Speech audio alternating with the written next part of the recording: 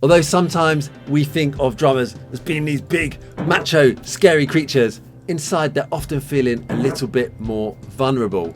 So if we accept that even big, hairy rock drummers get scared, what can we do about it? Many years ago, I wrote an article for UK drum magazine, Rhythm. And it was on this subject of stage fright, and I wanted to share some of these key points with you because I get a lot of questions still about this topic, and it's a common one amongst drummers.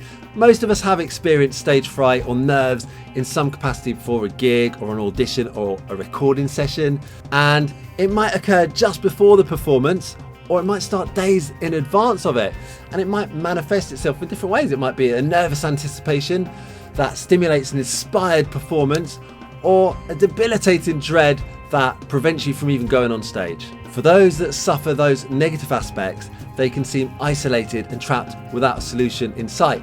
These drummers feel forced to endure this infliction night after night. This can make their life hell, or even cause them to hang up their sticks altogether. Oh no! Now, over the years, drugs can be a common way to get around this problem, but smoking increases the heart rate and therefore stress levels can rise as well.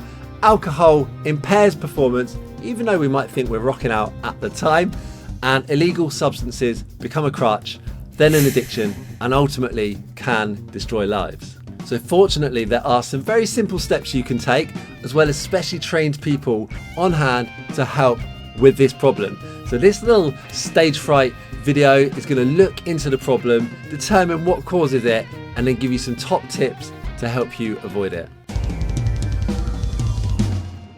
So first of all, we've got to distinguish between stage fright and the more serious music performance anxiety known as MPA. So stage fright in its basic form affects around 80% of drummers, and that can cause common symptoms such as psychological self-doubt or expecting failure, as well as the physical stuff like sweaty palms, muscle tension, palpitations, short breath, dry mouth, shaking hands. I'm sure you've experienced some of those at some point, right? Now, those are primitive fight or flight reactions that prepare our bodies for physical combat or fleeing something scary. But today we're less likely to have to run away from a woolly mammoth or something, but we're more likely to battle anxiety when having to perform in public. Now, the more common stage fright actually stimulates arousal, which allows a positive, energetic performance. If our state of arousal is too low when we go on stage, then the performance might be lackluster. So an element of this is actually really, really good for us.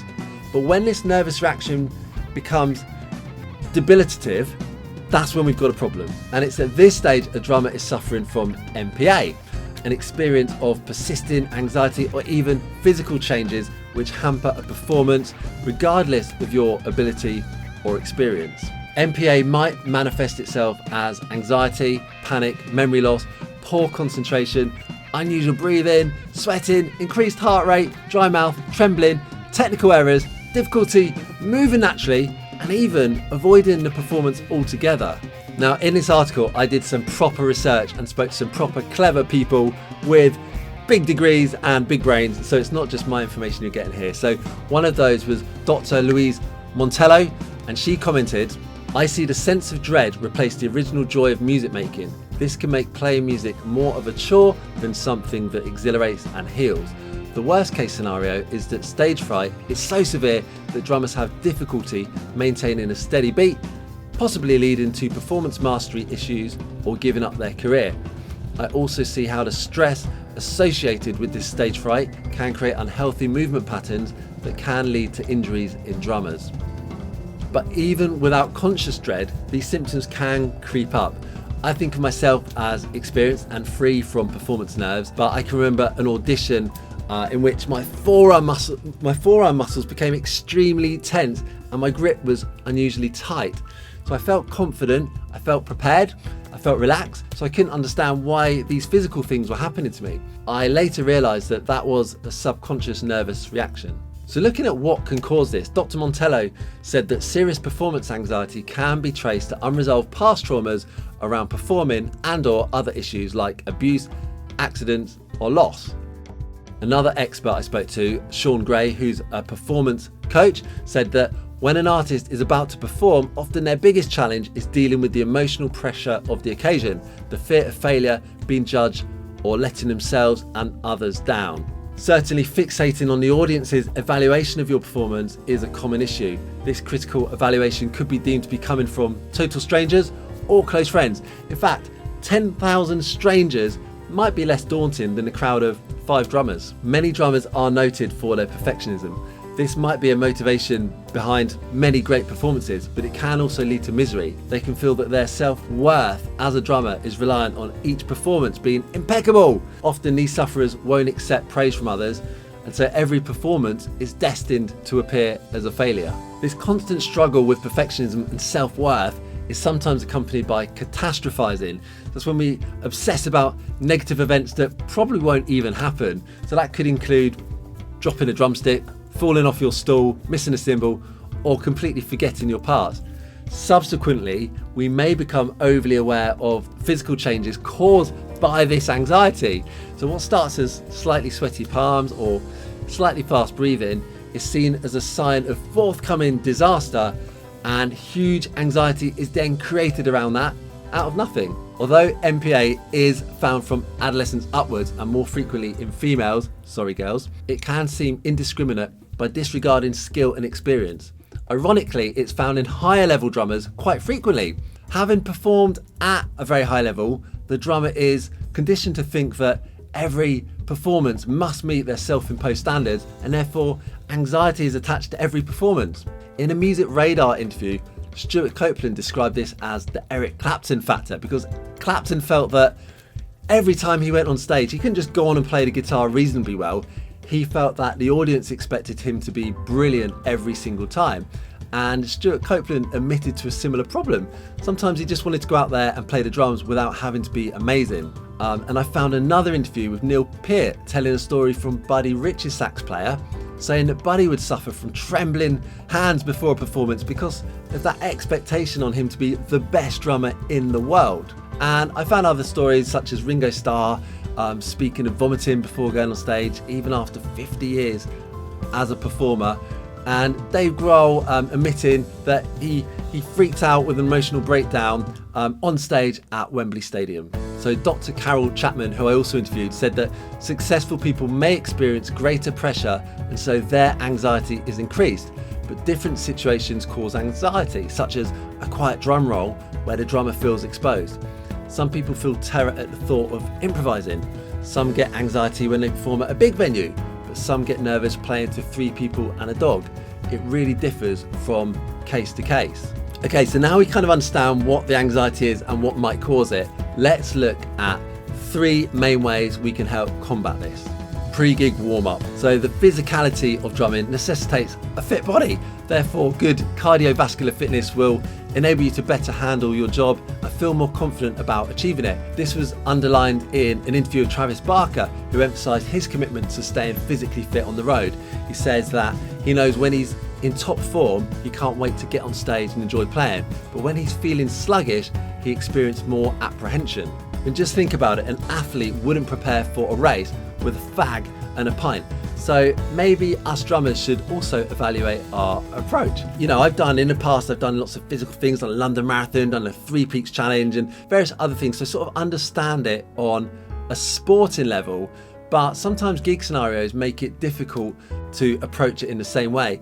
I can remember a gig where I had the unhealthy lunch that was provided at the gig, and I had a couple of bottles of beer in the evening, and I think there was a bacon bap for dinner.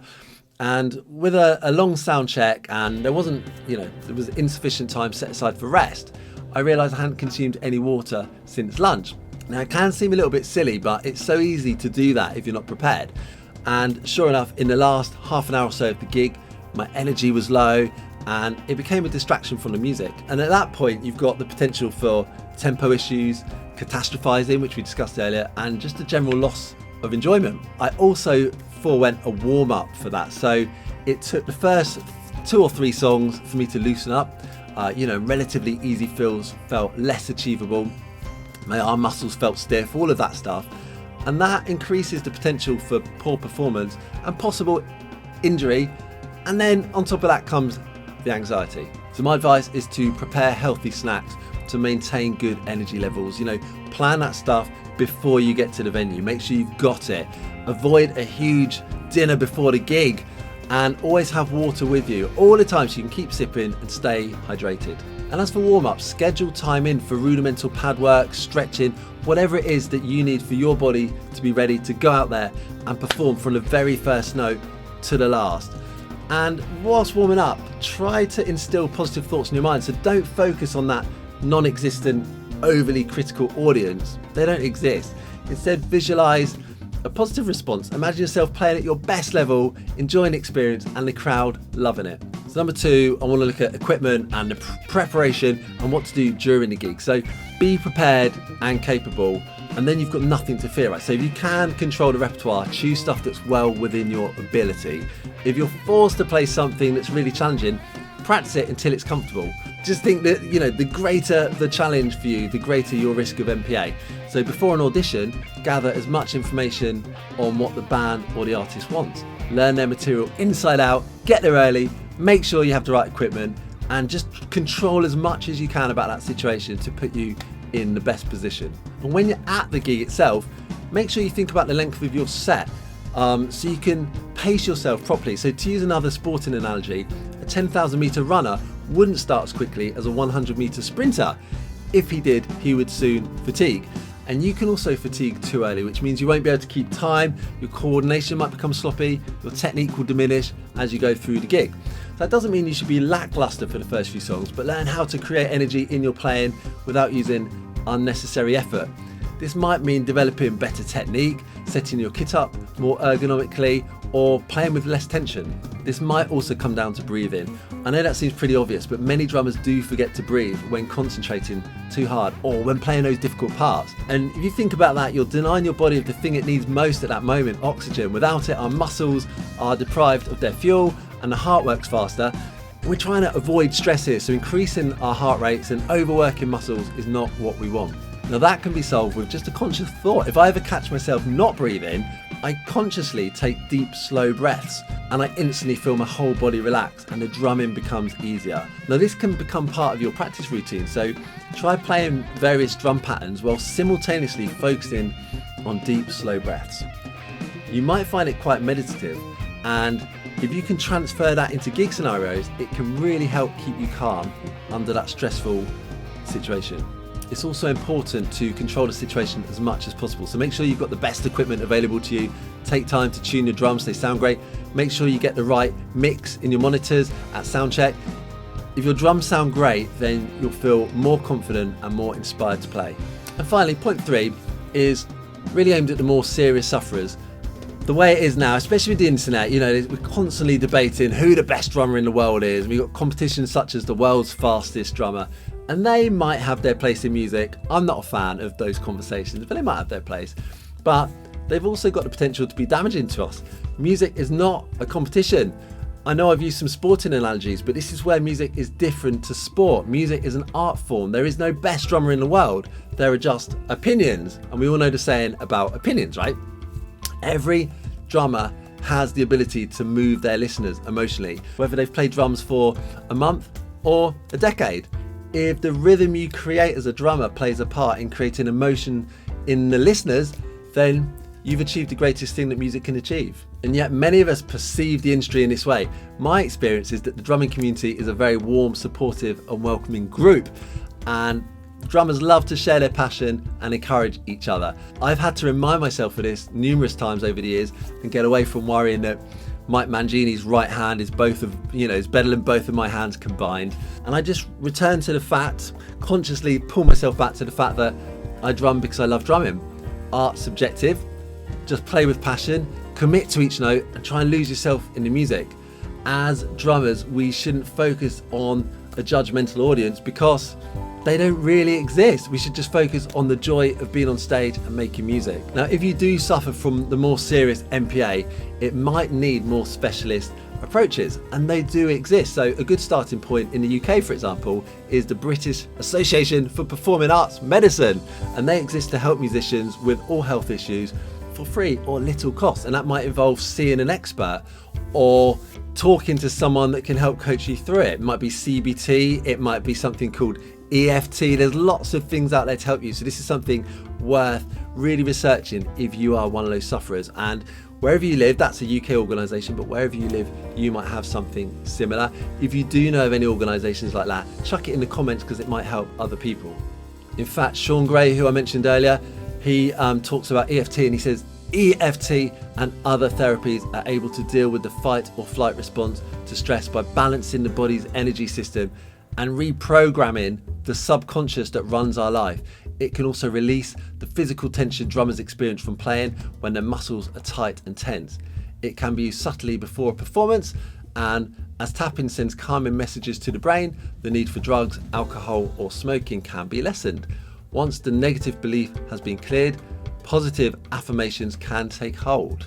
So these techniques might sound a little clinical or new age, but this is a psychological problem and it's a complex issue to tackle.